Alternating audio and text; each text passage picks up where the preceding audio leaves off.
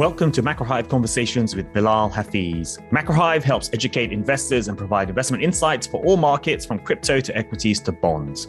For our latest views, visit macrohive.com. So greetings and welcome, Andy. It's great to have you on the show.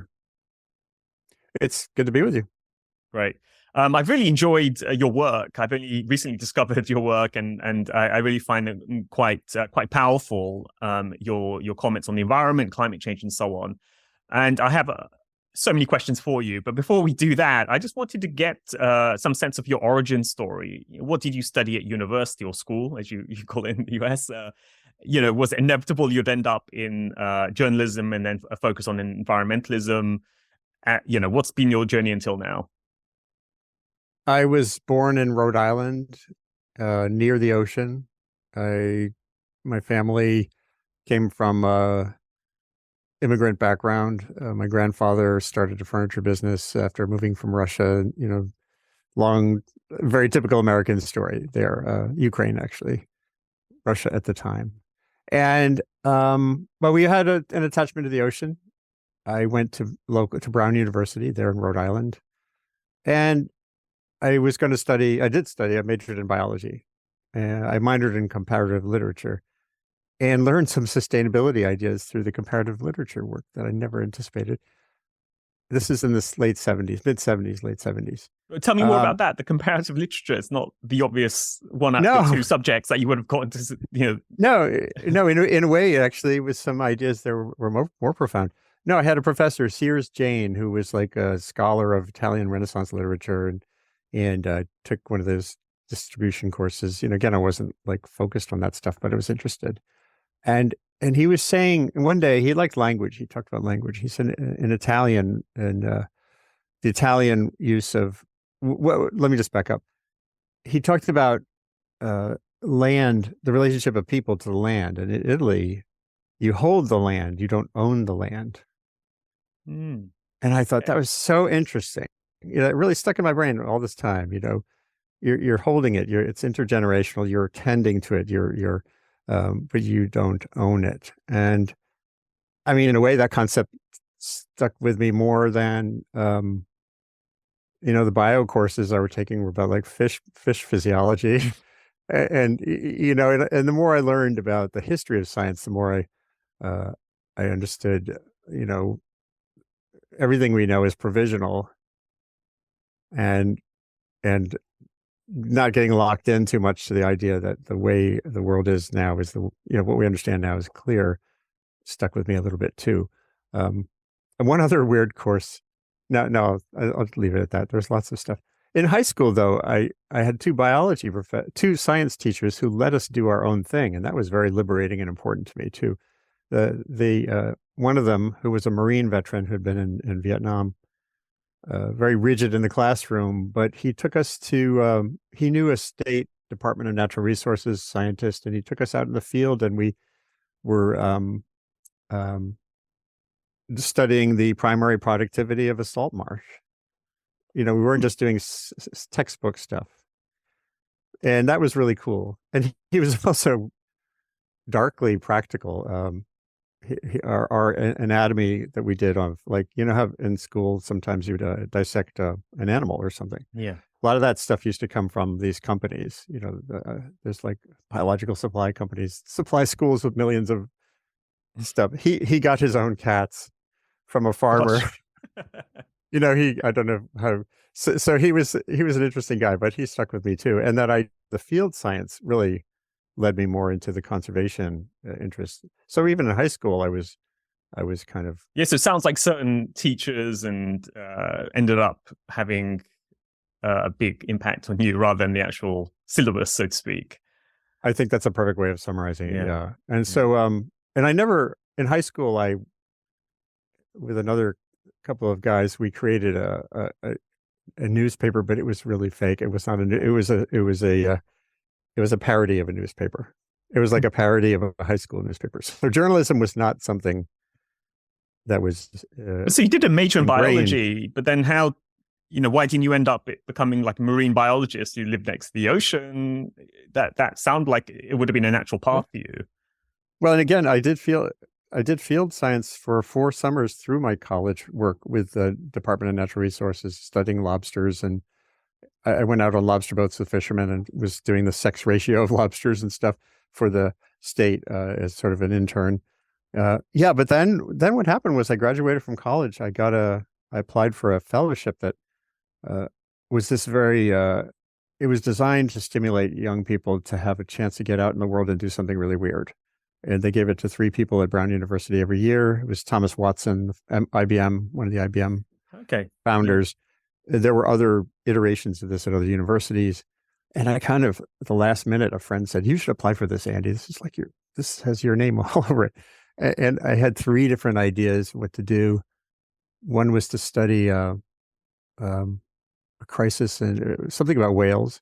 One was to go to France to study an oil spill that had happened. This was 1978 on the coast of France. And the other one was to study man's relationship to the sea, to sort of go to small island communities around the world and do a little bit of an anthropological assessment. What attaches us to the ocean? What common aspects of, if you're in Micronesia or Polynesia or the Caribbean or Newfoundland, is there some common thread to how you think about the world that's related to your work on the ocean? And that was the one I chose, and I got it. So I ended up in French Polynesia at the age of 22, living with a family and understanding their way of life. They didn't have electricity yet at that point. They were at the end of the last road, getting up early at dawn, brushing the kids' hair. The kids go to school, going fishing for bait fish to catch the bigger fish at night, planting plantains up in the, I'm still here, sorry. This, again, my technology, I'll repeat that. So I was with a family.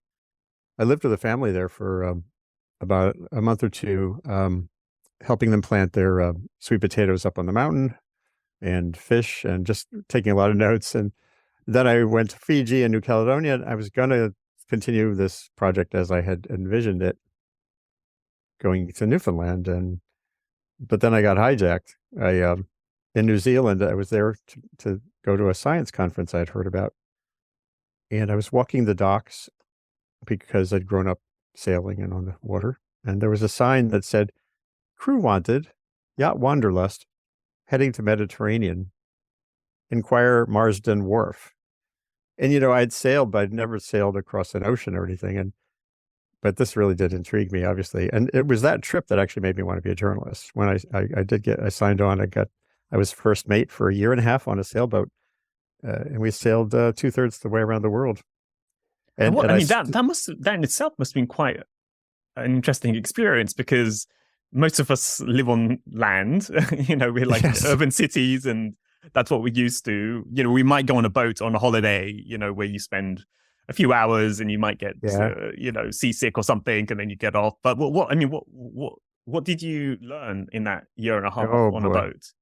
Someday I'll encapsulate this in some kind of memoir. But I learned to be very humble, because when you're in even a fairly decent sized boat, this was a 55-foot long, cement hulled, we could spend a half hour talking about that, don't worry about it. Cement hulled cutter that had been sort of self-assembled by a guy in California, a semi-retired businessman. The mast was a repurposed light pole, aluminum, like a highway light pole. And he had a company that sold all kinds of tape, like adhesive tape, Velcro tape. So lots of components on the boat were taped together, as we learned. But then you get in the middle of the Tasman Sea, between New Zealand, where I joined the boat, and Australia, Sydney, the first stop, and all these Antarctic storm systems come barreling up, and Pacific storm systems come down, and we're bouncing around like a cork, and halfway across one of the portholes blew in, imploded when a wave hit the boat, and I learned the skipper was a really cool guy. I learned so much from. He was sort of a hippie, a very pragmatic, skilled hippie from Santa Cruz, California, who knew how to fix anything and didn't panic ever. So here we are, we're in this boat. The water, the ocean is green hose, like water, fire hoses coming in with every nosing into every wave. And he's like, say, okay, you start the generator, you do this, I'll get the saw. And rather than running around in circles like I was, he had a very methodical approach to I mean, was he a always like crisis. that? Was he always a calm person, or would he get upset over the more trivial things? Like if Uh, breakfast didn't turn up on time or something. I mean, was that just his natural demeanor, or was it in Natural, I crisis think. moments he sort of became like that? Now he was pretty much always like that. He could get angry sometimes, and at one point we had a New Zealander on the crew who smoked, and Lon was adamant about no smoking in the boat. But here's the you learn on a boat in the ocean to compromise and to find a way to build flexibility. And we had an inflatable dinghy, and so he let Marty get into the dinghy and smoke. So we're in the middle of the ocean, sailing along, and with a small boat off the rear, and the New Zealander Marty Ulrich was out there. That's where he could keep his smoking habit. So and that actually was another lesson. Hard edges don't work on a boat. You've got to you're stuck. Unless you go in the dinghy. And there were other personality issues, but you work them out. And I thinking about that, it sounds hokey, but here we are on a planet, small planet in big space, 8 billion people, and finding ways to accommodate differences without, being fractious and getting to levels that are dangerous is a really important habit. So I learned that on the boat. I learned about adaptability. We didn't have every tool. We didn't have any, something broke, you had to fix it. I saw that decades later at the North Pole. There, in my New York Times work, I was at the North Pole with these scientists studying. We were camped on the sea ice, floating on the ocean, again, in the middle of the ocean, but it's with ice on top. And their critical $1 million project came down to a winch that they had to use camped on the ice to pull this string of instruments out that had been sitting on the seabed for a year. And the winch broke. And these three, multiple PhD engineer and physicist scientists were on their knees fixing it. So again, something there is synchronous. I hadn't thought about that before, but from the life did they have any boat, duct tape, the all-purpose duct tape that could have fixed it? They just, the whole thing hinged on getting it fixed. And there was one guy who was very much a mechanical engineer, and I, so I hadn't thought about the relationship of that with the Wanderlust, the boat. But there you go.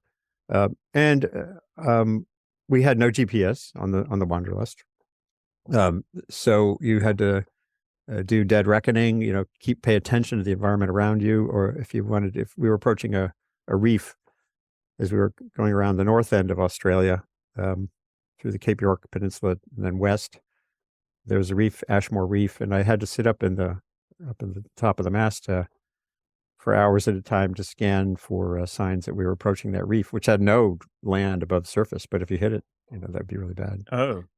But that's why you had to be high up on the mast, so you could look down on the water and see a reef coming up.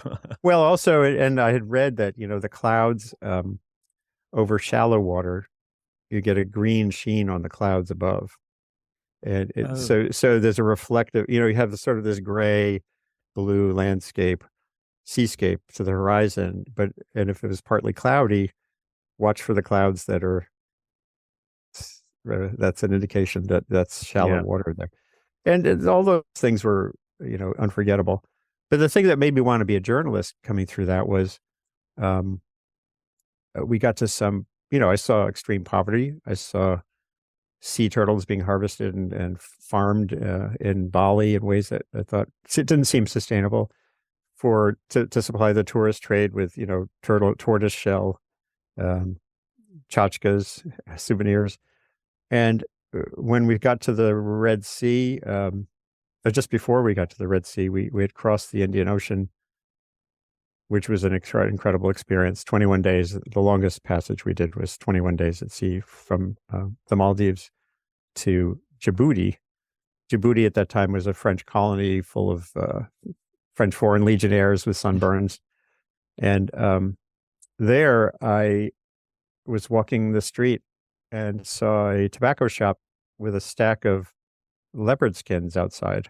just on the curb for sale, to the French, clearly to the French tourists and military folk. And I took a picture. I was an aspiring photographer through this time too, so photography mattered to me. And that seeing that kind of thing, also in the Red Sea, there was an experience that I later wrote about for the New York Times, much later, where we stopped at an uninhabited island off of Yemen, which again, at least many of these places you couldn't go now, of course, because of turmoil that's developed. And we were moored there for a day or two, just exploring. And I walked to the upwind side of the island, just again, barren place, not a tree, just some shrubs, a couple of gazelles, and the beach there was littered with light bulbs, yeah, all kinds, like fluorescent tubes and incandescent bulbs. And I'm going, WTF? How is this? How could this? And I realized what I was seeing was the accumulation of light bulbs that had probably been tossed off of ships or, some cargo that had been lost periodically. And they were all washing up and accumulating there in a way that showed the potential for human activity to, really mar a place where no humans lived. It was an uninhabited island. And that stuck with me long enough that again in the 90s, way later, I wrote an essay for the New York Times about it. It's just an example of how our impacts can both be cumulative and dispersed, widespread. There was another point when we were north of Australia. We stopped at another island, and there's a picture of me. I think I'd used the timer, the two of my friends from the boat, where we had collected a bunch of plastic trash. That was 1979. And it was mostly fishing gear, those big net floats and things. Oh, and that was just another example of a cumulative impact. So eventually, when you're on a sailboat going around the world, and you're now 23, coming on 24, you realize the world is round. You can't sort of escape the need to get serious. I had a small stipend to do this through the university, but it was time to get back to get to reality and do some work. And it was such a gift and a privilege to be able to have that experience. So when I got back, I did a couple of things and then ended up going to grad school at Columbia for journalism, a 1 year, kind of a super intensive 1 year master's degree. And that got me into the journalism game in a big way. In 1983, I was at Science Digest magazine as a copy editor, but starting to write. And my first feature story that I wrote part-time while I was, correcting misspellings in gaze of stories, was on the grow paraquat, an herbicide, which is a very important agricultural tool, was killing a lot of people. And not through the sort of dispersed, cancer risk that we associate with pesticides of the like. It was a poison. It was actually, people were accidentally drinking it as a brown fluid. It would get decanted from the container with the skull and crossbone into like whiskey bottles in Trinidad and Thailand. And people were dying from that. And, so that got me into that whole idea of supply chain, not just supply chain, but where does the responsibility of a company end when it sells a product? Well, we sold it. It had the warning label on it, and it was interesting. And that won me my first feature story won me an investigative reporters and editors award, which in the United States was a big deal. And that just got me into the game. And then the climate question kind of came up shortly after. Yeah, and then you ended up at the New York Times, a very illustrious career there. You wrote some books along the way, and I guess from all your writing and what we've talked about so far, I suppose one question I have is, we kind of lump a lot of questions under one banner. So at the moment, climate change is the topic that a lot of people talk about, and sort of more narrowly focused. Then it's carbon emissions into the atmosphere, leads to some warming in the atmosphere, or leads to some changes in climate, and then we're all going to have this sort of terrible end. But from what you described, you've talked about trash in the ocean, you've talked about light bulbs on the beach, you've talked about multinational companies not taking full responsibility of how their products are used and perhaps become poisonous. I mean, how do you look at this? I mean, should we, or maybe terminologies, sustainability, biodiversity, climate change, environmentalism? Well, in my own history reporting on climate, the story in my mind changed a lot. In 1988, I'll just briefly say, in my first climate story was a cover story in 1985 for Science Digest on nuclear winter, which was nuclear winter. Yeah, of course. Oh, yeah, wow. Here it is. It's yeah, and that was the depths of the first Cold War, I guess we'll call it.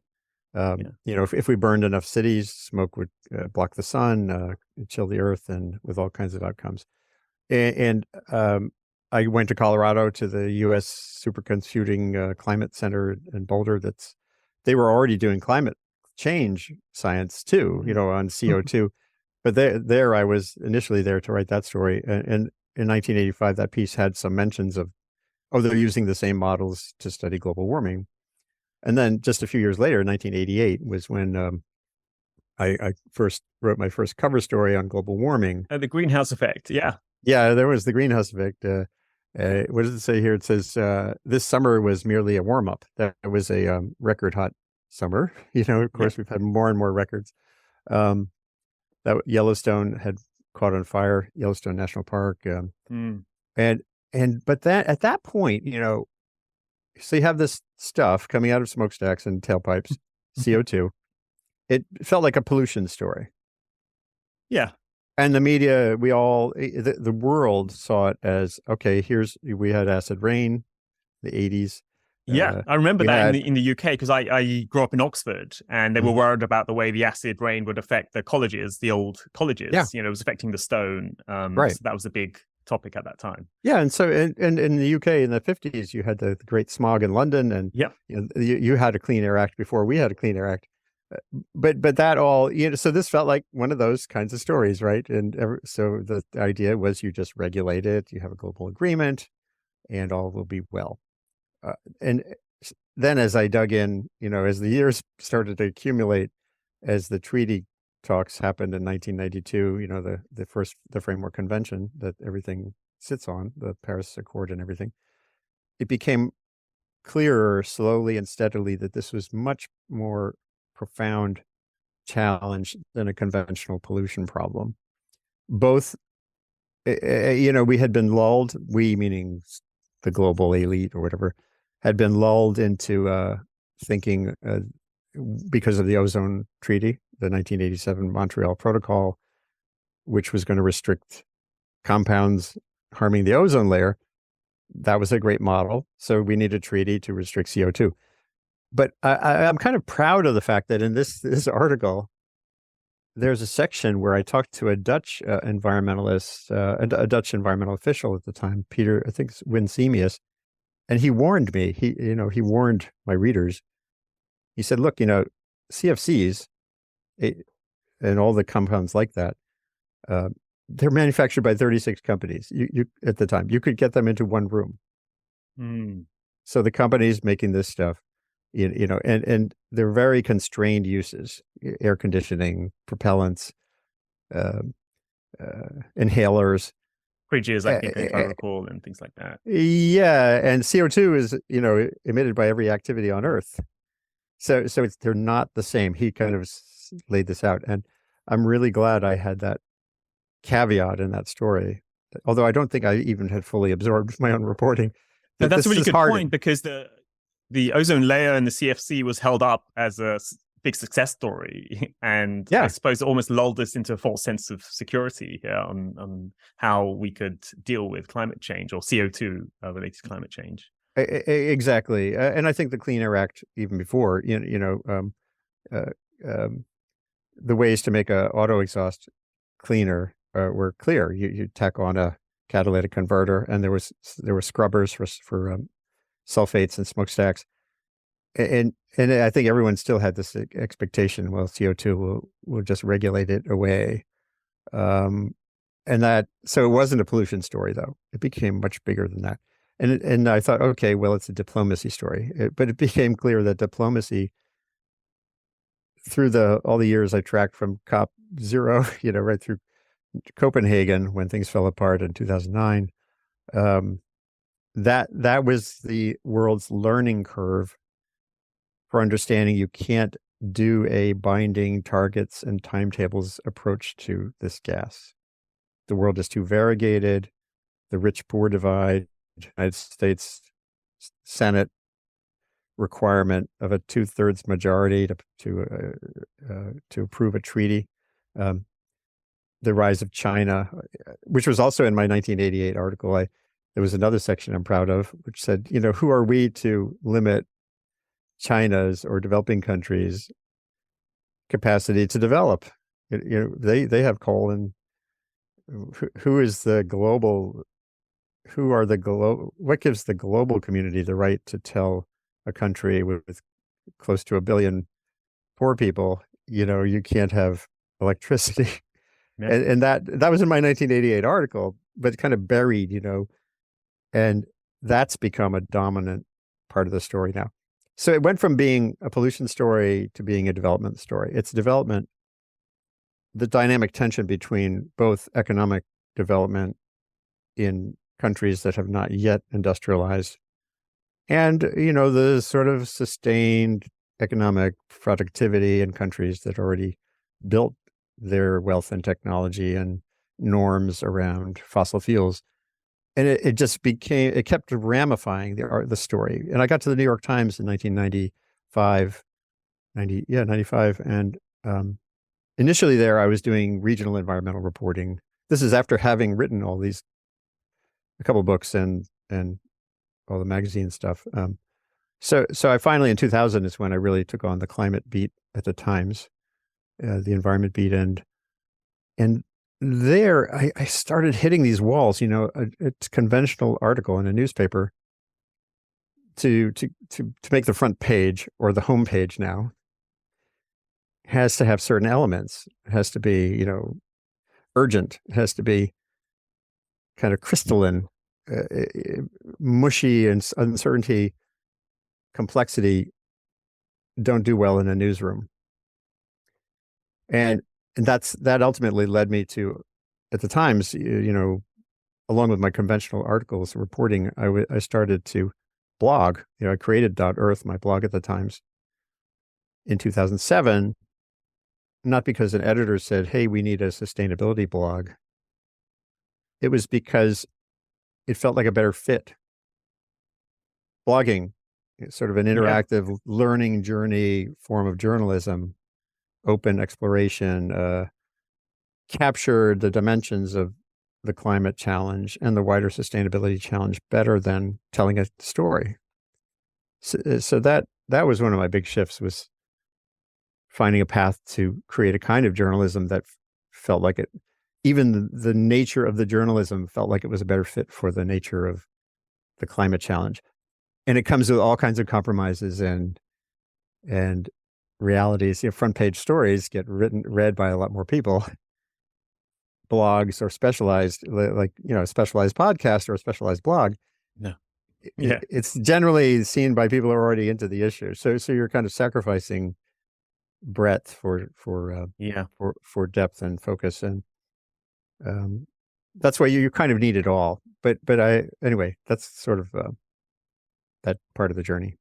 Yeah, no, that's great. And then, when we fast forward to today, there still continues to be a debate around the science of climate change. It doesn't seem like even that question is settled, so to speak. So in your view, what do you think? I mean, what's our level of certainty around, temperature increase related to human effects on climate? Oh, well, the basics are, very well established, that carbon dioxide is a greenhouse gas. Earth would not have an equable climate if we didn't have CO2 and it in the atmosphere, and it has a secondary power by leveraging water vapor. And water vapor is a powerful greenhouse gas too, but CO2 is, again, it's like a leverage. It's a lever. It puts more water vapor in the atmosphere, and then all of that makes this planet inhabitable. And the history is complicated. If you are locked in as a skeptic, you can always find not just studies, but aspects of the question to put in the foreground and, make a case against some level of action that you think is an overreaction. Steve Koonin, the prominent physicist in the U.S. who had been part of the Obama administration's energy department and was, kind of a championed by Trump too. Steve, he's a super smart physicist. He wrote this book, Unsettled, that became a bestseller recently. And he has there's enough grayness in all of this to build more than one kind of narrative. And at the other end of the spectrum, and I'm not implying equivalence, it's just the reality, there are overly problematic, there are similarly problematic overinterpretations of the science. The climate emergency construct that grew out of an IPCC report that came out in 2018. And the report doesn't say this is end times. It doesn't say it doesn't have a timeline for doom. It's basically the same conclusions the IPCC, the Intergovernmental Panel on Climate Change, has had for decades, is that rising emissions equals rising risk, period. And, tipping points are likely out there in some way or other, but they're not well defined. Planetary boundaries, I really like Johan Rockstrom's work, but there's been lots of substantive challenges to this growing list of planetary boundaries, that thresholds beyond which we cannot pass. I kind of criticized one of his papers a few years back because it had the word transgress in it. Like we're transgressing a boundary. And when you look at nitrogen or phosphate or CO2, it's not like that. And transgress is a values-laden word. And it's correct that, but don't call it science. Yeah. And I suppose you have the skeptics who will always find a reason not to believe in the science. And then you have the doomsters who push it to an extreme to say end times are coming. But then I suppose there's an in-between, which is, okay, we accept the planet is warming, it's carbon, emissions, carbon related, humans are part of this all. Then there's a big debate of what's the solution to that? How do we respond to that? There are some that, perhaps you could say on the left, who have almost replaced sort of Marxist sort of beliefs with the kind of an environmental sort of, perspective, saying you've got to end capitalism or have a degrowth agenda, kind of at one end. And then there's another side which says that, okay, this is happening, but it's so far away in the future in any case. Plus, on top of that, we have technology. There'll be some breakthrough in technology that always gets us out. So let's just carry on as we are, and there'll be some breakthroughs in tech, and that will be fine. So how do you respond to those kind of, how to deal with climate change at the extreme ends? Yeah, it's a tough world right now, and I'll say the media is a big part of the toughness, because who do we pay attention to in the media? What do we pay attention to? We pay attention to conflict. We like loud voices, especially for online media or cable news. Argumentation is the focal point, as opposed to just breaking down what do we know, don't know, what's the mix of things to do in cases like that. The value of having variegated responses. Even Lex Fridman's podcast, which I was on, I love what he tries to do, which is just to engage through a sustained conversation around issues.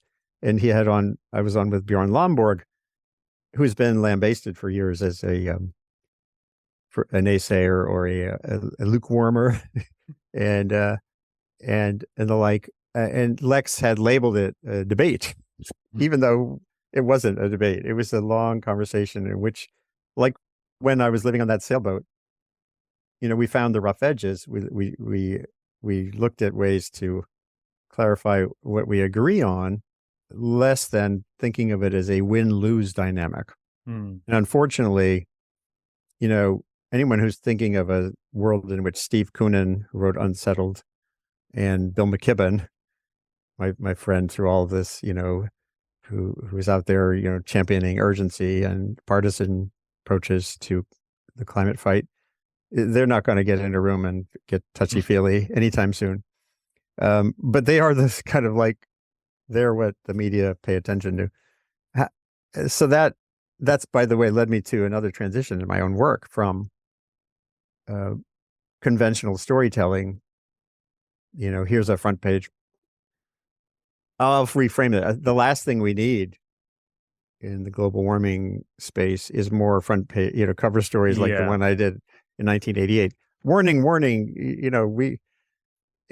what we need is more opportunity, building opportunity, identifying it through interdisciplinary, multi-community discourse. When it came to Columbia in 2019 to create this initiative on communication and sustainability, it's really all about what models can we find that can point to advance areas of cooperation, even while we disagree on this, that, and the other.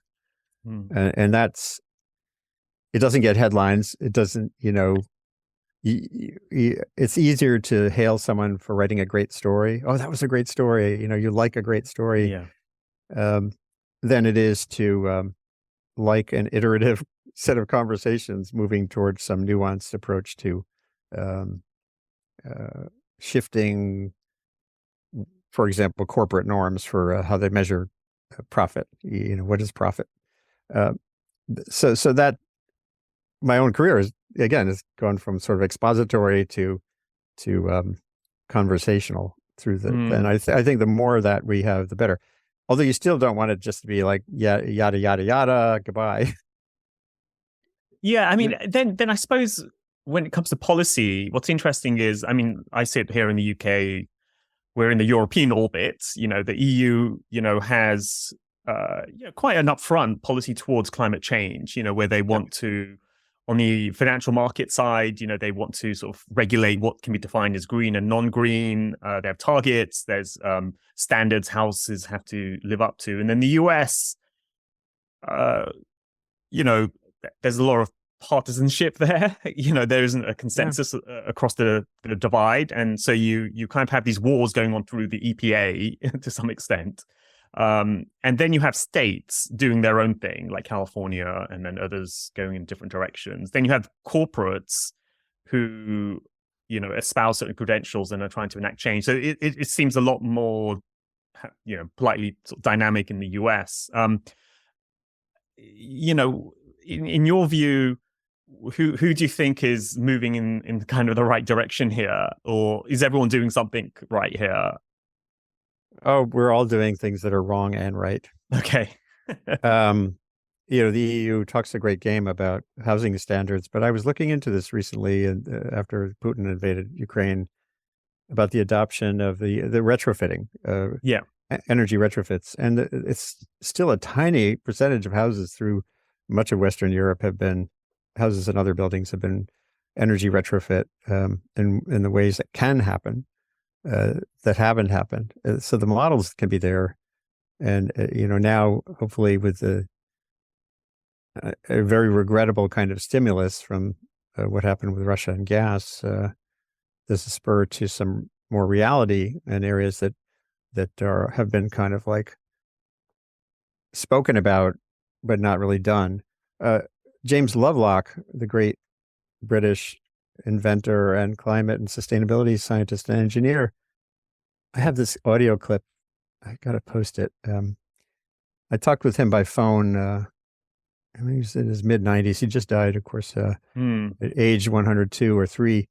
One of the great minds on this issue, and he was spending winters in St. Louis, Missouri. His companion, she is from there, and he was doing it to save money because he said it was costing him £8,000 a year to run in oil or whatever to keep his house warm somewhere in the Cotswolds or whatever. And that's kind of amazing to me. Yeah, that the energy, getting through a winter in the UK with these porous buildings and old heating systems is tough. Same thing here. I live in New England. I moved to Maine 6 months ago. I grew up in Rhode Island, and the Northeast United States. There's still 5 million homes in America that burn heating oil for winter heat, and there's no magic bullet to quickly transition there from those systems. Natural gas would be better, but there aren't natural gas lines through much of the Hudson Valley where I lived, or here in Maine, certainly, because it's too rural. And that was because of opposition to siting of energy systems, whether it's a natural gas pipeline or a transmission lines for clean energy, clean electricity. There's community resistance to those kinds of things. And, that's why the push is for offshore wind, because no one wants the windmills onshore, both here and in the in Europe. Yeah. And that comes at a higher cost. And so, I mean, the U.S., the good thing about the U.S. is when you take away the climate frame and you just look at emissions and the energy mix, we're basically transitioning off of coal really quickly, thanks to gas, which emerged as a cheap, abundant resource after it was clearly becoming a very scarce resource, costly one, and also the reality of things like wind power. Iowa, which is a Republican state, if you look at the trend, their energy mix for electricity in Iowa, it's gone. All the coal is gone, and it's a huge amount of wind. And they're not climate, emergency. They're not clamoring climate emergency. They're doing it because it's an opportunity. And by the way, if the signal fuzzes, let me know. No, And in 2017, when Trump came in, I was writing for ProPublica about some of these issues, and the same states that were in court challenging the Obama administration's Clean Power Plan, which was planning to really tighten down on carbon dioxide from power plants, most of them were actually achieving the targets already. They were on the track to achieve those targets for decarbonization just because of the energy transitions that are sort of organically underway away from coal. And again, Texas is another example of a state that they had a lot of problems with their grid, but they have a lot of wind, and they're utilizing it. And that wind capacity was developed under Republicans. So that's the great thing about the states is, and this even comes through in behavioral studies. There was a group at Yale, the Climate Communication Hub at Yale, for more than a decade has done this set of surveys they call Six Americas, because a long time ago they did these attitudes on global warming studies, and by the way, what's your religion? And are you religious? Are you fundamentalist? And are you, what do you think about energy? And it turns out that a huge chunk of America, even those who are doubtful of global warming, are very enthusiastic about renewable energy. They're enthusiastic about R&D for more renewable energy. They're enthusiastic even about regulating CO2 as a pollutant, which is mind-blowing. So the framing got all screwed up. And for about a decade, the environmental movement was pushing for a climate bill that was sort of like the treaty process. It was going to be a top-down, restrictive approach to CO2. That went right through till 2010 or so, and you failed miserably. And what do we have now?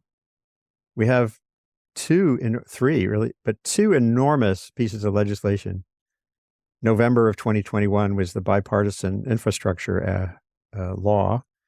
It's more than $1 trillion a number of hundreds of trillions under that project, that law that's passed, that was bipartisan, is going toward cleaner energy infrastructure, more resilient communities, and then, of course, recently with the Democrats were able to push through in a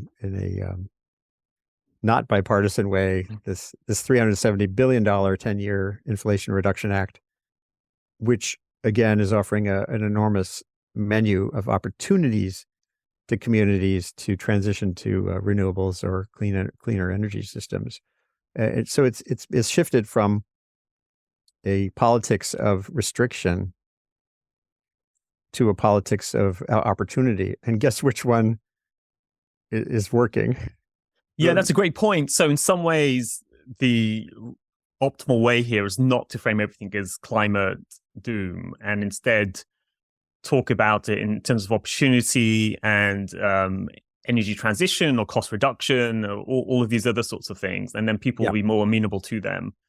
Now, on the energy side, there's kind of two interesting debates. One is on nuclear, and that seems to divide the environmental community, you could say. Well, at least in some parts of the world, at least in Europe and Germany, it does, certainly. Yeah. And then the other one is on the fossil fuel side. One argument is the West should continue to extract fossil fuels because it's more heavily regulated than effectively outsourcing it to other countries where the regulations aren't as solid. So what do you make of those two energy questions? What was the first? First one's on nuclear. Oh, yeah. Well, nuclear, I think a significant shift is happening. It happened too late to save the nuclear power plant that I used to live 10 miles from, Indian Point. I lived in the Hudson River Valley, 10 miles from the Indian Point nuclear power plant, which I, as a reporter, had been inside of a couple of times to write about issues related to some small leakage, some systems that were not, well maintained and the like. But overall, its track record was good, and it produced a huge amount of zero carbon power. And then under Andrew Cuomo, it was closed down before its end date, and it's in the process of shutting down. That I think if that process had happened 2 or 3 years later, meaning more recently, it would have been a different result, because out in California, they were getting ready to shut down the Diablo Canyon power plant, which arguably there's a better case for that because of earthquake risk and the like, but it's a sturdy facility. But now California has decided to keep it running, similarly to some of the dynamics in Germany, where you need what's called clean, firm power. You need some baseline generation. California, has done a lot with renewables, but even Governor Newsom recognized this necessity. I think that would have been the case with or without Putin's war. And clearly, there are new plants coming through the design phase. There'll be a new nuclear era. I wouldn't call it a renaissance because the regulatory, process, the costs, the upfront costs are enormous. Many environmentalists make the case that the opportunity cost of not pushing that money directly to deploying renewables it makes nuclear worse for climate. I disagree. And here with nuclear, I say the very first thing one should do, if you're getting into an argument about nuclear, is to split it into two questions. What do you do? What do you feel about existing plants? And what do you feel about the idea of a new generation of plants? Because their newer designs are fundamentally different, self-limiting, can't do a 3 Mile Island or Chernobyl style breakdown. You still have issues with waste. But we found basically in the Hudson Valley and across America, because no one has agreed on a federal plan for long-term waste disposal, the waste is encased in these glassified cylinders and stays on site. And, actually, I'm okay with that. personally. Although this gets into the reality, my wife, who was a longtime environmental educator, she was very happy that Indian Point shut down. That we live in the same house, we still love each other. Yeah. Uh, and just as a side point, I've never been inside a nuclear power station. What's it like? I mean, I've seen The Simpsons, so I have an idea from there. But well, it is sort of like The Simpsons. Because most of these plants were built in the 70s, so there's a lot of analog knobs, big knobs and greenish control room walls, and did analog meters, and then a lot of computer stuff added since then. In the spent fuel facility at Indian Point, it's a little weird. You're standing on a scaffolding looking down into a pool with rods sitting there, right there. No glass wall or anything in front of you. I have video of it, and it's unnerving. And you have the sense, the sooner that gets moved from that kind of a situation for the way these spent rods into a glassified rock-like material, the better. But at the same time, it's it's safe. I had a little dosimeter with me, and even the workers who there all nonstop, they don't have a higher rate of cancer or the like. But that's interesting. So they don't grow an extra limb or something. No, that's the part. That's the part that's different than The Simpsons. Than The Simpsons, yeah. Yeah. So anyway, so that's the nuclear side. And there's more to say about it too. The fusion development that just happened. Yeah. Gives you a real sense of, not for myself or maybe my sons, but later in the century, there is a real prospect of really bountiful electricity generated from and or clean fuels, hydrogen coming from fusion power. But that doesn't do anything between now and 2050 to constrain CO2. Even as the world is heading toward 9 billion people, all of whom want to live an energy-enabled life. So that's like no one should see what happened with fusion yesterday. Well, December 5th, when the test happened, as a get out of jail card for what has to happen with CO2 between now and those days. But I think the designs for new reactors, the fact that there's a young generation of kids, PhDs, postdocs, getting into plasma physics and the like, who are not like Admiral Rickover. The generation of nuclear power we have around the world grew out of the Cold War and the Navy, and now it's more clean sheet designs that really have good prospects. One issue that I still like, there's now private industries growing around fusion. I had on one of the CEOs, a vice president from Nearstar, one of the new startups, and I was asking, what's the investment model for something that won't play out for decades?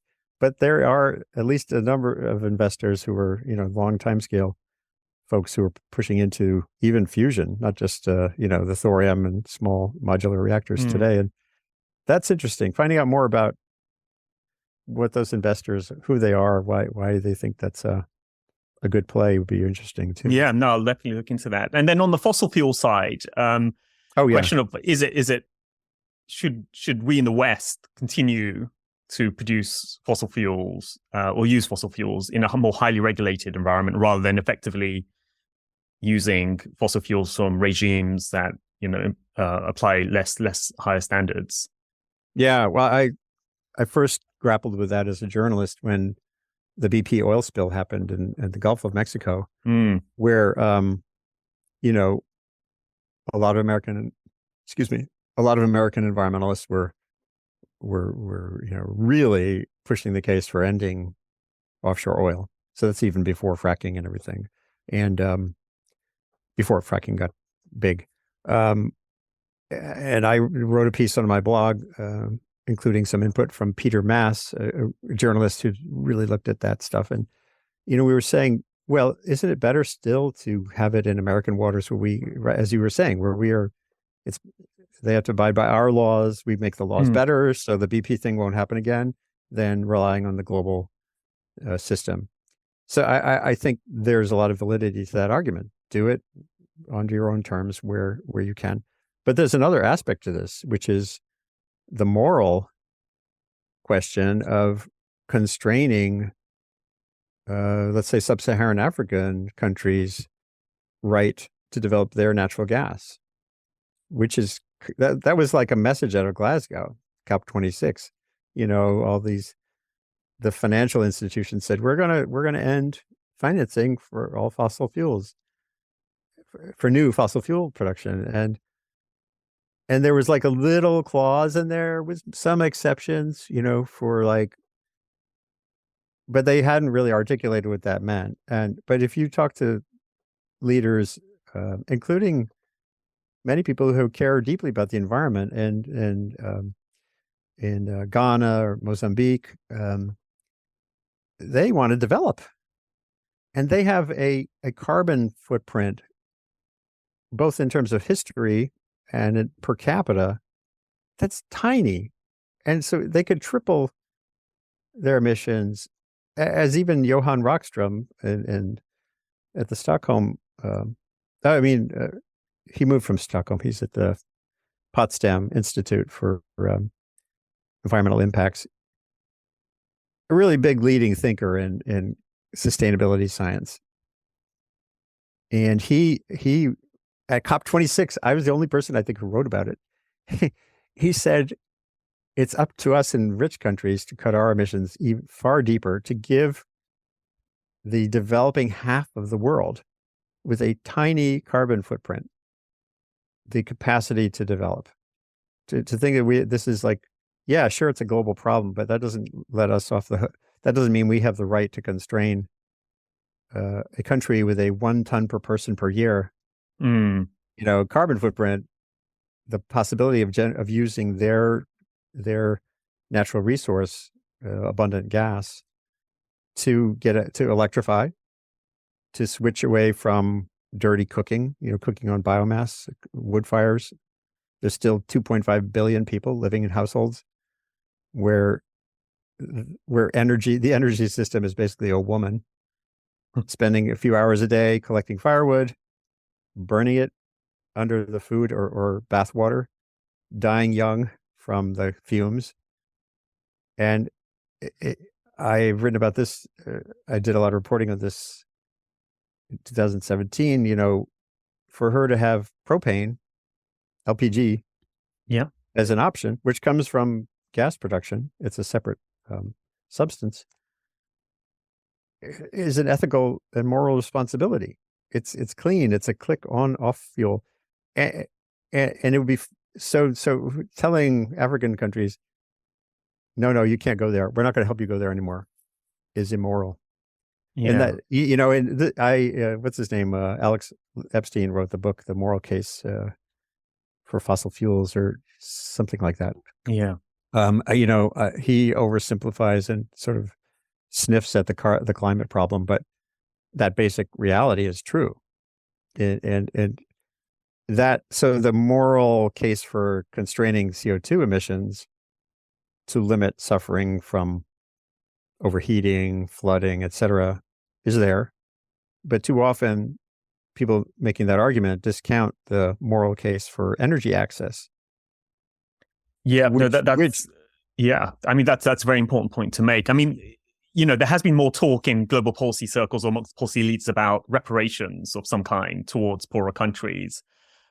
From what you've just said, it sounds like that may not be the right thing to focus on. It may end up just going nowhere. But is it? I mean, is it more about allowing financing and support for these countries to build up their energy infrastructure, or is there something larger about these countries are going to suffer from the consequences of centuries of carbon emissions from rich countries, that there's an externality that has to be paid for, so to speak? Well, it's really both, and this gets to another way the story has evolved. Global warming.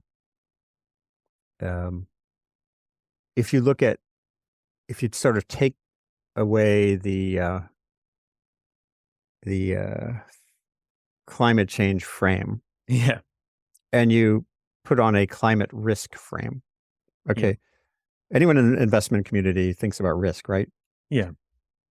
So in terms of environmental hazards, risk, there's a formula. It's very simple. Risk is the hazard, meaning storm, flood, heat, times exposure, how many people, how much stuff is in harm's way, and then factoring in either resilience or vulnerability.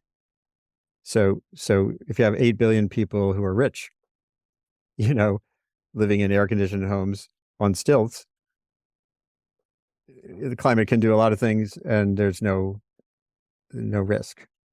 If there are 8 billion people, if half of them are living in floodplains because they were marginalized because of their race or poverty, they don't have air conditioning, they're at great risk. So I've been trying really hard, including with other journalists, to get them to shift from thinking everything is a climate change story to thinking, look at the situation in the context of risk. And it illuminates so much about responsibility, about solvability, about what's the immediate thing to do, what's the long-term thing to do. It really liberates us from a lot of. So in that context, confusion. Then for some countries, there's a climate risk would be the country could be flooded. So there's a plan has to come into place to deal with the fallout of higher temperatures, the flooding risk, on the one hand, and for other countries, it may well be that they need to reduce the carbon that they're emitting, even though they may not suffer the immediate effects of being flooded. They need to restrict their carbon to stop an externality to the rest of the world. Well, it's sort of different than that. Okay. Because, like Bangladesh is the hazard is there every year during the cyclone season for immense flooding. So the flooding is an inherent part of the system. So that's the hazard. Yeah.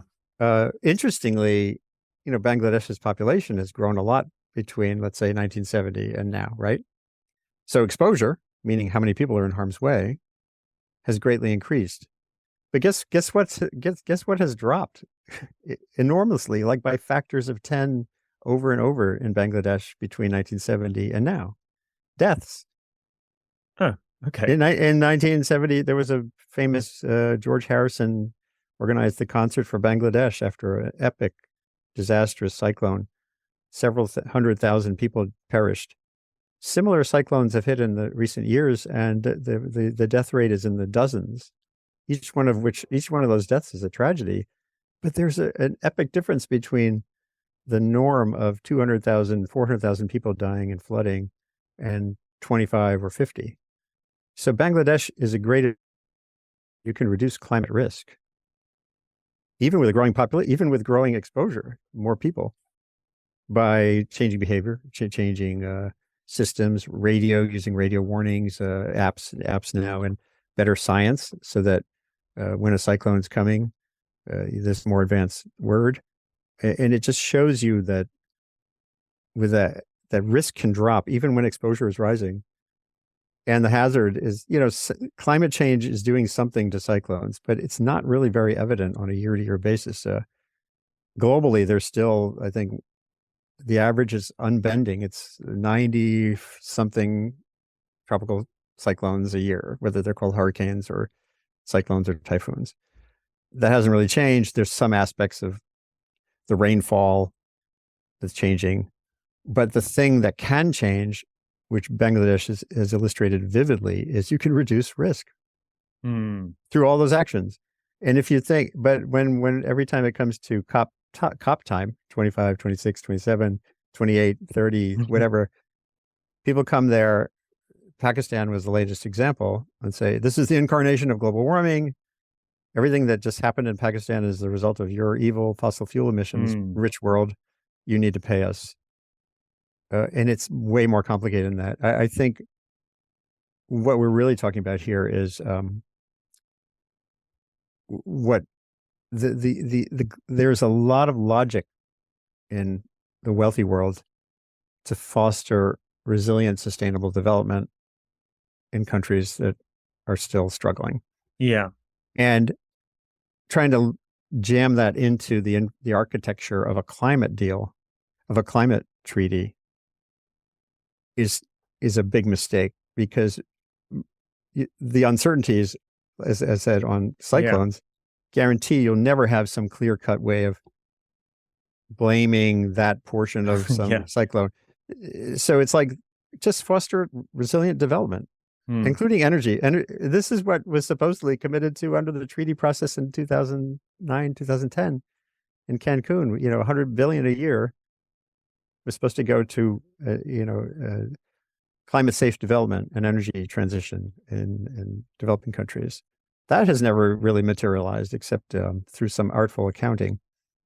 And now the loss and damage thing is a new element added on top of that, and it'll take a zillion years for that to get hashed out. And I like the climate risk framework. I mean, how would you apply it to the US, like a rich country? Oh, well, it's the same in terms of vulnerability, because in Europe and in the United States, anywhere, when you look at what happened in a flood or a tornado or a fire, most of what has been happening is because of pockets of vulnerability to a known hazard. The German flooding, was that 2 years ago? That epic, like those who dug in on like who died. There was a group home of disabled people that didn't have adequate warning. I think 11 people died, and you look at the raw statistics, like epic flooding in this river valley, and you realize, well, the vulnerabilities were there that created the problem. That doesn't mean that global warming isn't contributing to more precipitation, which is likely true. But it does mean that if you want to have a safer Europe, a safer United States, or a safer Pakistan, don't think that something we're going to do with CO2 is going to modulate monsoon variability or hurricane behavior or fire behavior in our lifetimes in a way you could actually say, oh, look, we ratcheted down CO2. There's the impact. There's this momentum issue in the climate system. And CO2, of course, has accumulated. Someday decarbonization will somehow be apparent in some statistic in 2080 as having shifted some form of hazard that we care about. But all of the real-time vulnerability reduction that can be done now is unfortunately gets discounted sometimes for the sake of people arguing, no, this is a climate emergency. I wrote a piece on my Substack, on my blog. The title is Behind Global Climate Emergency Rhetoric, Solvable Vulnerability Emergencies Abound. And this is in rich and poor countries, from the heat waves to the flooding. And those are realities that get missed. If you have it open, you'll see that I posted these two pictures I took in 2016. Before I was reducing my flying, I was in both Nairobi and Singapore in the same year for different reasons. And I realized afterwards they're both 80 miles from the equator. So I was in a slum. I was in a settlement in Nairobi called the Matari, where there's more than a dozen tribes, 500,000 people living, and they're vulnerable to everything, right? They're 80 miles from the equator, 85. And I was in the gardens by the bay, a tourist attraction in Singapore, where they have there's like the Mediterranean climate. It's like a museum of climates. I've been there. Yeah. You walk into one of these bubbles, and it's a Mediterranean climate. They have olive groves and oregano bushes, and it's like 75 degrees and you're near the equator, and outside it's 95 degrees. And it just shows you so vividly how technology and wealth can insulate us from climate vulnerability, which leads to the one pathway is just make everybody less poor, and we can all have a bountiful life. But you end up in this, if you don't constrain warming, then it becomes a never-ending you're chasing resilience. Yeah. As the world is changing and sea levels continue to rise at rates that are rapid, and for every degree of warming, you're raising the odds of, whether it's methane outbursts from the Arctic, which I don't think has much validity, but it's certainly there, or more rapid sea level rise. Some bigger, if Antarctica, Greenland start to lose ice more rapidly, every degree you ratchet things up, you're boosting the odds of discontinuities. But I do think there's validity to think about just development, basic economic development, with a focus on resilience and on pockets of vulnerability, particularly, that can really create a much smoother path going forward in this planet. Yeah, no, that makes a lot of sense. I did want to ask you about cars, the electrification of cars. That often gets the headlines, and I sometimes wonder whether is it a very expensive way to reduce carbon or distraction, or is it something that we should genuinely focus on? Well, I am a fan of electrification generally. Yeah, that the house we live in Maine was built in the 70s. It's a log home, not like a rustic log cabin. It's a modern log home. And we moved in here, and it's got electric baseboard heat, and it has a propane heating stove, and we just put in heat pumps, which are super efficient, and we're trying to insulate it better. And I'd like to take away the propane, but we also have a generator because Maine, the weather is rough, and if you lose power in the middle of the winter, if you electrify everything and you don't have backup power and it's 0 degrees Fahrenheit outside, that's a real serious problem. So we have a generator that's a fossil fuel, a propane generator for our backup. And that kind of reflects that pure full electrification is still a long way away, first of all. Electrifying transportation, sure, would be great. The Hudson Valley, the trains that I used to commute into the city on were diesel. The New Haven line is electric. So coming up to the sort of Connecticut Hudson, and it's better to have electric. Harder to keep it supplied with electricity now that's low carbon because the nuclear power plant got turned off in our region. But you're heading on a certain path. With cars, there are still many constraints on EVs. We don't have one yet. We have a Prius, not even a plug-in Prius. I think we'll get one soon.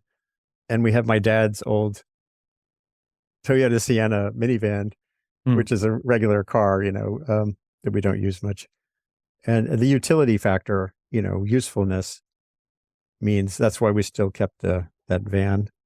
Also, it's got the embedded carbon. It was built, it exists. And I would like to think we could plug in everything. But as everyone knows, if you live in a home in a city where you don't have a driveway, you can't charge your car at home unless you have a long line leading out to wherever you parked your car.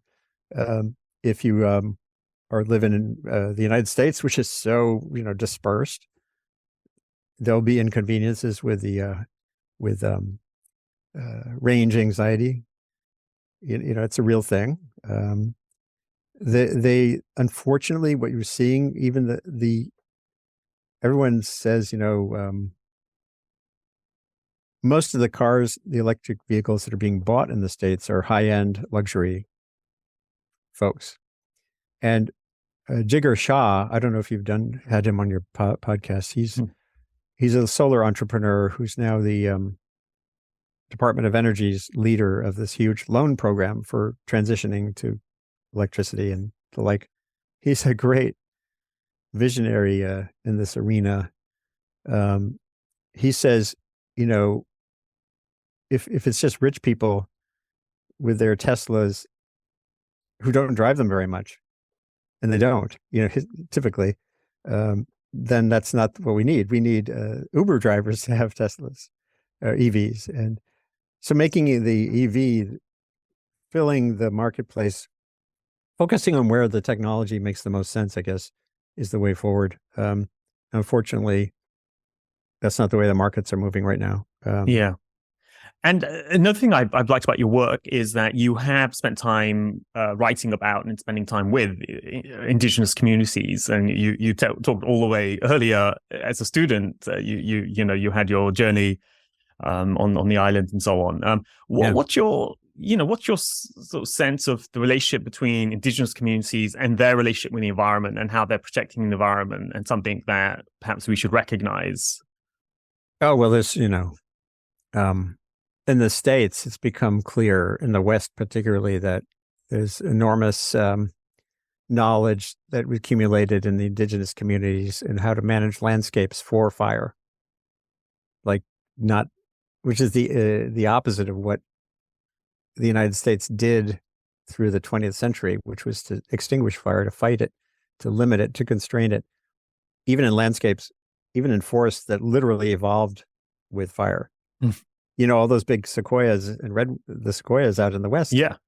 Their little seed cones they don't reproduce unless they've been burned.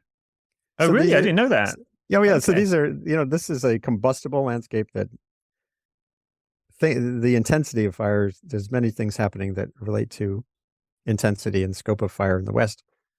Some related to climate change, much related to all kinds of things, invasive species. But the Native American history of managing fire, using fire, living with it, is only now grudgingly kind of spreading. And that's just one example. Certainly in the Amazon, I wrote a book about the Amazon rainforest in 1990, my first book, The Burning Season, when, by the way, the burning was way worse than it had been recently. And the murder rate was way worse of activists. It's been so clear, even from satellite data, you see that when a region is occupied by an indigenous community, the amount of deforestation is less. And so this has come up in the context of the biodiversity treaty, right, this last few weeks here in the December, where for the first time, in a big way, the role of indigenous communities in sustaining areas with significant biological diversity has become more profoundly acknowledged. How do you turn that value into resources? So indigenous communities can get paid for the conservation value that they have clearly demonstrated. Those are still early days. And I think, again, it'd be interesting to see if the investment community can find a way to monetize avoided deforestation that way, rather than thinking about carbon credits. Just sort of what processes on the land are sustaining forests now, that if we invest in them, can have value. Well, we've got the right audience, so this is a call out to anyone who's interested in doing something in this space. Get in touch with either myself or Andy, and let's see what we can do in this area. But it's a fantastic point that you make, and the point about fires, I think, is very immediate. We keep seeing it all of the time, manage fires and so on. And there seems to be a shift in, obviously, the consensus around how to manage fires now, like control fires, allowing it, and so on, which of course was something the indigenous communities were doing for a long time. And presumably this is a global phenomenon, and it's not just North America. Yeah, it's one of the challenges with conservation of biodiversity, or forests specifically, is it's easy to have these global goals of 30%, this reduction, 30% land spared for nature by 2030. It's very hard when you get to the granular cultural, political landscape in Indonesia versus Brazil versus Ecuador versus Pakistan, the Himalayas. Something I've been talking about this recently in the context of journalism. Those opportunities on the ground in all those places are not going to be addressed by some big BBC series or Guardian or the New York Times. They can be addressed better by fostering effective journalism, investing in journalism training and safety in Indonesia, Pakistan, Bangladesh, and there isn't a good model for that. There are some good efforts like the Earth Journalism Network. There's a global journalism network called Mongabay. It's MONGABAY.com.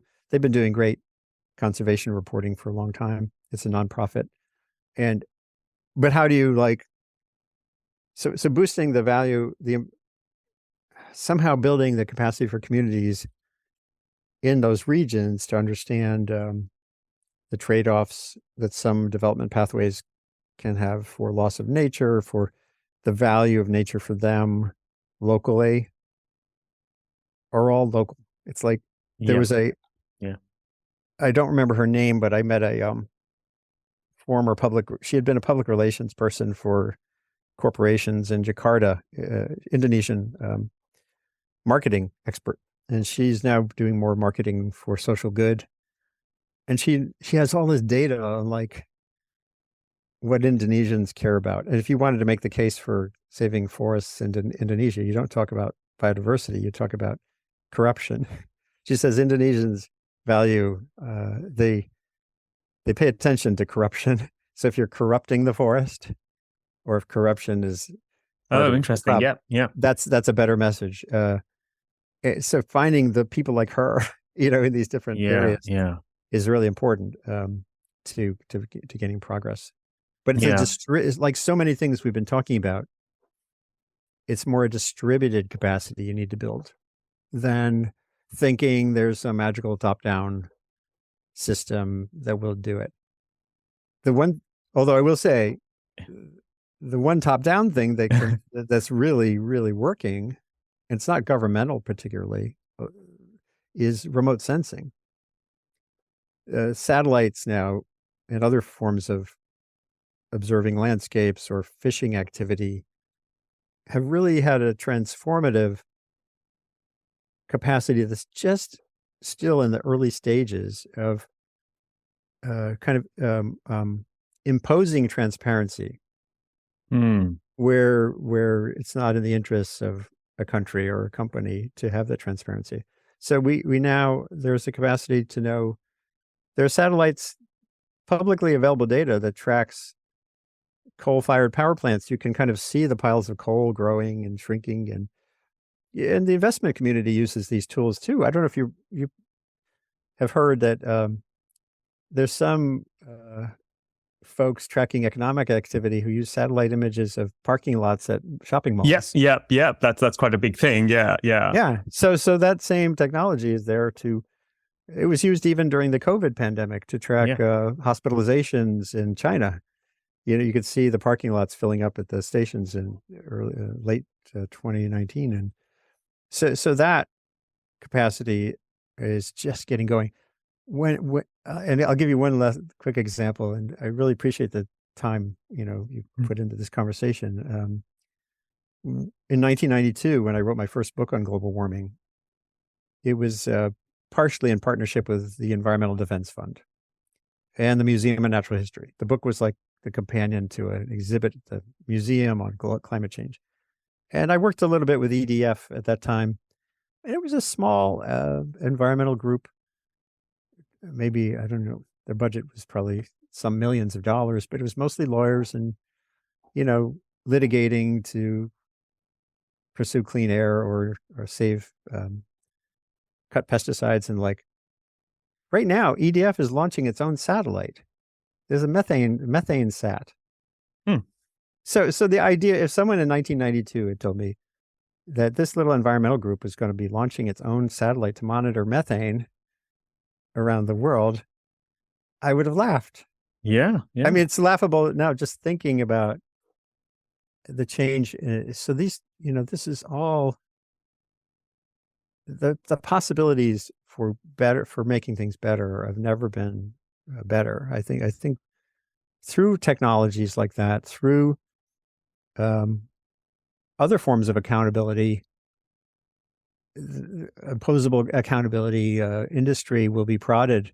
Industry investment world had better get into gear on doing its own advanced work to understand its vulnerabilities, and where it would be accountable, because the capacity to do it externally is just ramping up hugely. The one example you may have dealt with before is VW, the Volkswagen scandal, yeah. With them, where when you look back to how that unraveled, it was a tiny lab at a West Virginia university that had a grant to, they were looking at auto emissions, and they were testing cars, and the tailpipe pollutants weren't matching what the computer in the car said, the Volkswagen diesel. And that was like $100,000 grant to do unrelated work. And that led to this whole grand unraveling of this fraudulent computer manipulation of the software in the cars. Just think if that was purposeful, if we had a little bit of money out there, or if industries that want to demonstrate they really care about demonstrating that they're leaders in sustainability or low impact work,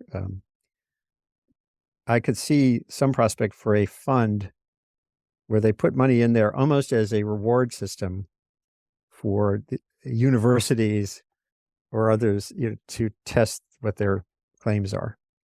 Because yeah, if you're, you would think if you're a good actor, that would be good, because it'll amplify the capacity to identify bad actors. And, I just think there's an opportunity I've thought about for a while. What could we do so that so it drives things toward the top? It doesn't take us to the low end.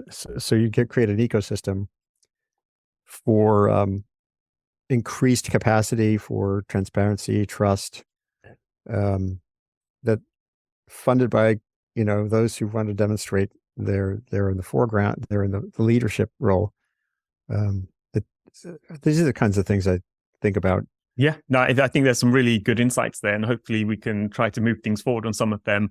I did want to deviate a bit, but you did touch on this in journalism and the state of journalism as a whole. Yeah. You've worked from some of the big, some of the big names, the Times and so on, ProPublica most recently. But you're engaged in Substack, blogs. So there's this interesting development in the media world where you have the traditional names, and then you have this new ecosphere of Substackers, journalists moving to Substack. You have Twitter under new ownership, of course. You have the Joe Rogans and all these big podcasters who have larger following than CNN, say, or ABC or whatever. What's your take of the state of journalism? It's a tough time.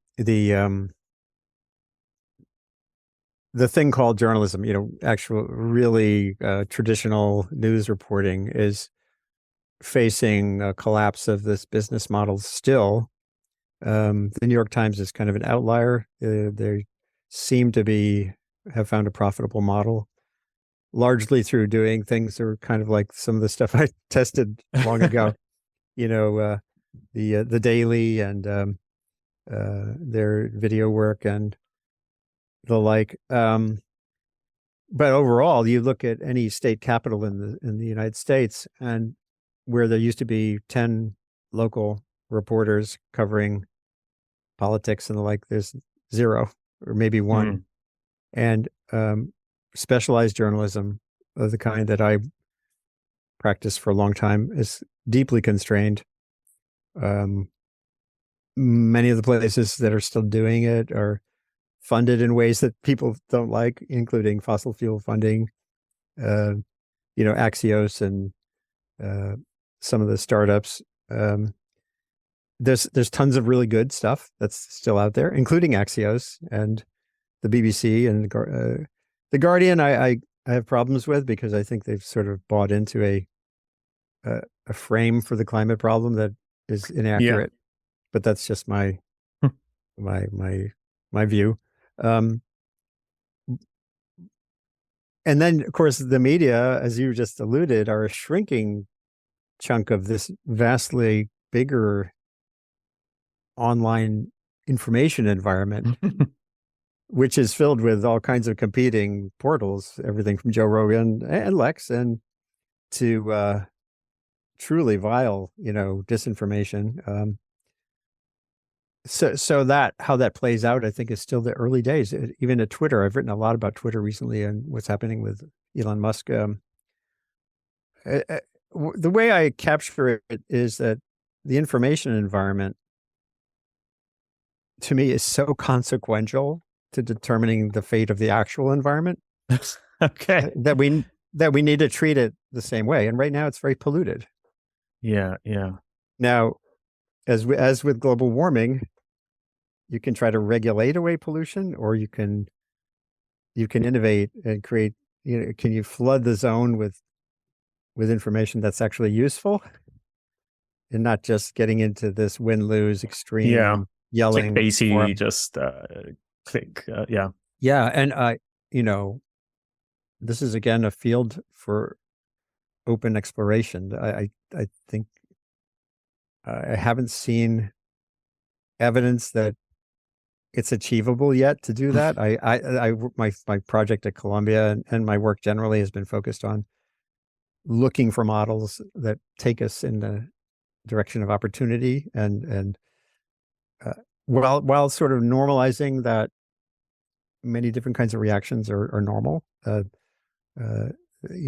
don't really chide the activists in the street unless they were truly doing being dangerous to public safety and on climate. And I do think the climate issue has become deeply polluted by a lot of that, in a sense, because of the habit of the media to focus on these outlier views.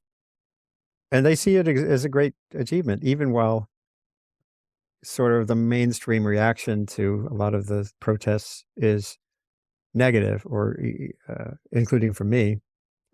They see it as great because it's recruiting more marginal doom focused folks to sit in more streets. That's kind of a microcosm of this issue of, can we get away from paying outsized attention to drama, which is really the stock and trade of Joe Rogan and the others as well, and really sort of find a way to enhance the best part of the global information system, which is amazing right now. It's amazing. I do these little webcasts. I started in the early days of the pandemic, and I've had on people from around the world focused on tough questions around COVID and the infodemic, which is one word for the pollution problem, and climate issues. Like I had on Johan Rockstrom, this sort of leading high-end thinker on sustainability, but I had him on a broadcast with a young journalist from Nairobi, who's Sophie Mbugua, and a couple of other folks with African perspectives. So we could really dig into that issue of energy equity. That wasn't something that was conceivable 10 years ago. Even finding the people, I found these voices in sub-Saharan Africa using Twitter, as a search engine. I keep encouraging people, if you want a sustainable approach to social media, go in with a purpose. Don't turn on Twitter thinking that passive feed that's algorithmically feeding you what AI thinks you want. Go in, say, today I want to find someone working on flood adaptation in Tanzania. And you could do that on Google, right? You can put in Tanzania flood adaptation, and you'll find articles or papers But if you put those same search terms into Twitter, you'll find people, and you can build a conversation and you can connect. So I just think all of these tools, there's still early days in thinking how to get average information consumers to go in with purpose, to not worry too much about who owns what or what Elon just tweeted, and find ways to use the miracle of real-time global connectedness to foster progress. And I think Twitter is a really good case study in this. I did a conversation recently with a Twitter engineer. He just quit, because of Elon. But he spent 6 years there developing API ways for outside programmers to use Twitter data to track flood emergencies. Like in Jakarta, there's this there's a Peta Bencana, PETABENCANA, and it's an app that if you're one of the 15, 20 million residents of Greater Jakarta, you're helping both map flooding, and this is a city that's sinking faster than seas are rising. And you're getting real-time information on like what streets are blocked and like. So it's just another example. It's actual practical uses of these social media data as data streams that have only just been sort of initially teased out so far. That sounds really good, actually. I mean, that's a very useful, practical way of approaching social media, to actually have a purpose and then use it to find out more about a specific issue. And then, as you say, it's very, very powerful rather than being passive and having this dump of noise that just upsets you in the end. Yeah. And it's hard, I get sucked in by the noise too. Yeah. And I did want to ask a few personal questions. I know you're into music, which I didn't appreciate. You're like a musician. You've released music, I think. You play live. Can you tell me a bit more about that? Yeah, well, I mean, we all, have multiple dimensions, right?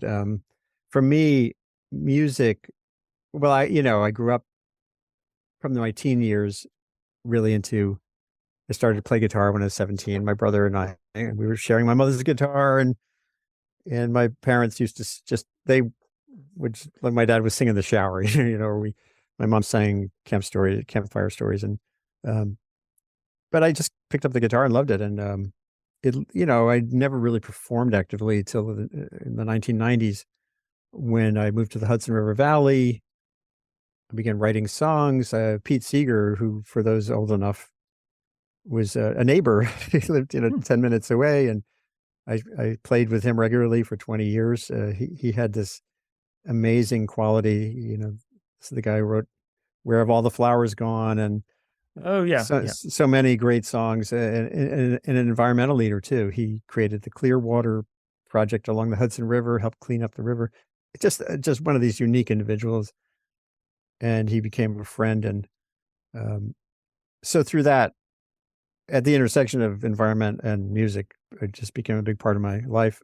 Had 2 different bands in the Hudson Valley. Here in Maine, I'm still settling in. I haven't written a new song in years, but the music is really it's important. I've written a few songs that have environmental themes, but not really. It's just I think the value of the music itself is it helps sustain me. It creates it crosses borders. I play, like, part of my circle in the Hudson River Valley was a guy who's a yodeling cowboy singer who moved from Wyoming to the Hudson Valley, and he's total right-wing Trump guy.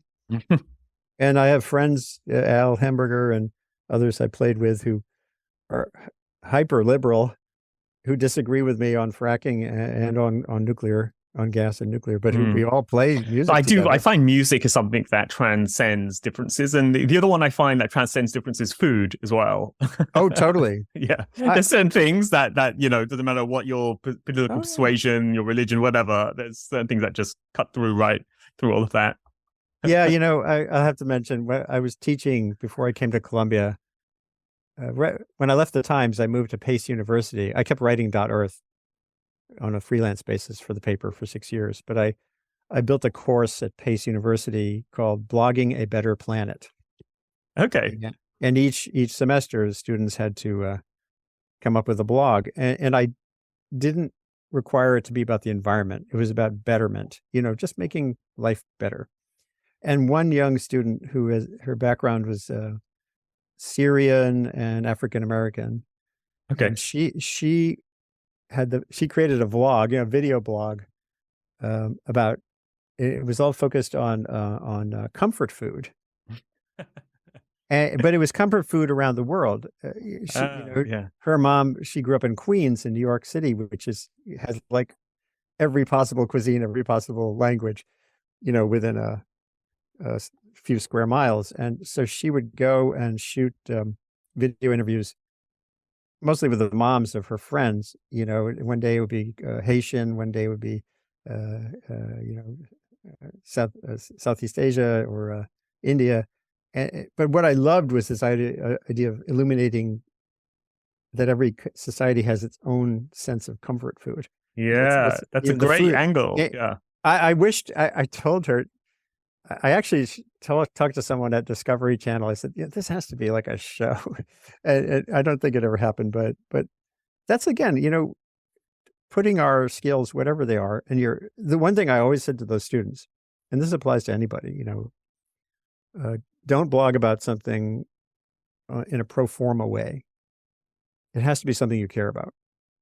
Yeah. So you wake up in the morning wanting to share some insight, and same thing for social media. It's like, generally, it's like, if the way to make these things work, the way to make your communication work effective, is to be sure you're driven by your passion, your particular part of the big thing.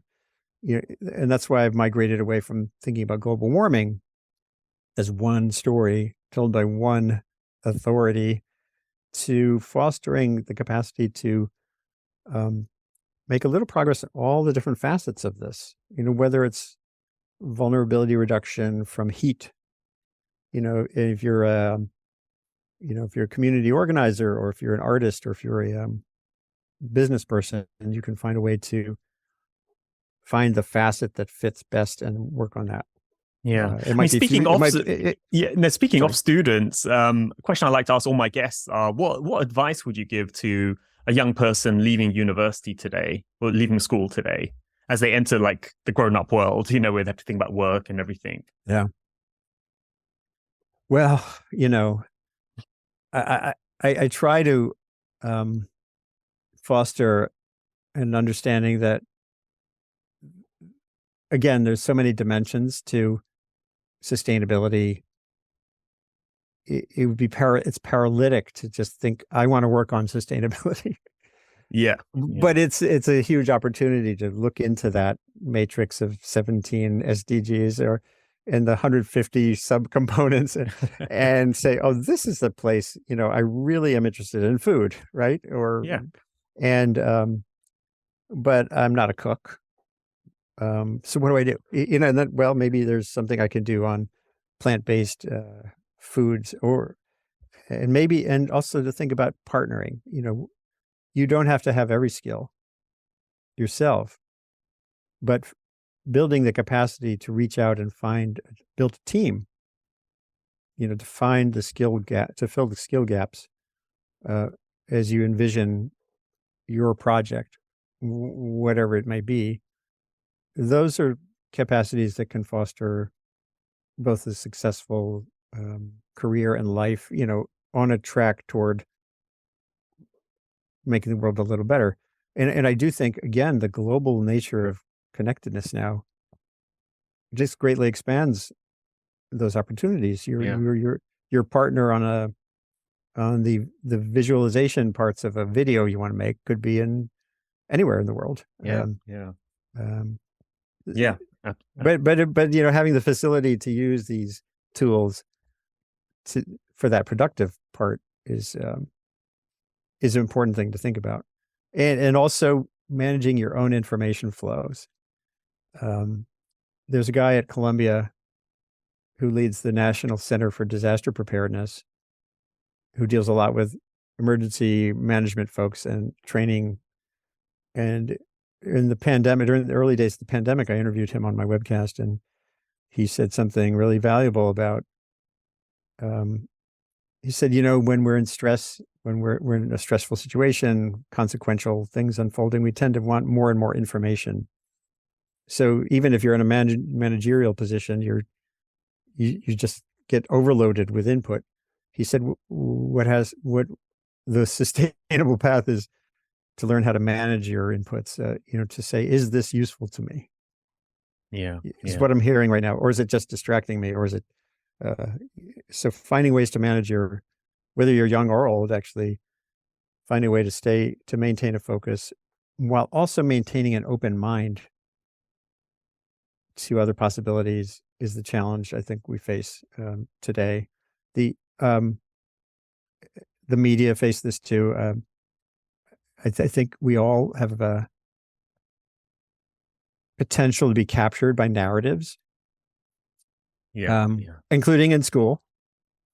Yeah.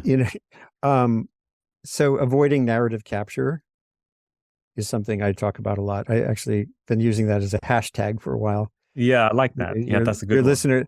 Your listeners can. I actually created a little warning sign, like warning, caution, you're being captured by narrative. And that relates to what we were saying earlier. If your vision of the climate problem is not attuned to what's really driving vulnerability and loss, you really have the wrong picture in your head. It's a narrative. You've been captured by a narrative. So staying open to new information, whether you're a student going into business or science gets captured by narratives too. The famous case is a long time ago. New research was bubbling up showing that these Australian researchers were finding that ulcers, which were historically thought of as a stress thing, you're going to get an ulcer, stop worrying. Turned out it's a bacterial infection, and they were pummeled and punished for what the data were revealing, and they ended up winning a Nobel Prize, but it's like 20 or 30 years after the fact. They had to get through a lot of pain to uproot the previous narrative or paradigm. Yeah. but that's the same, being open to what is emerging and not being locked in. This is how people become prominent, successful entrepreneurs too. Yeah. I did want to ask you a final question, which was, what books have really influenced you? I mean, I'm a big sort of book person, so I'm always trying to extract recommendations from guests. It's not.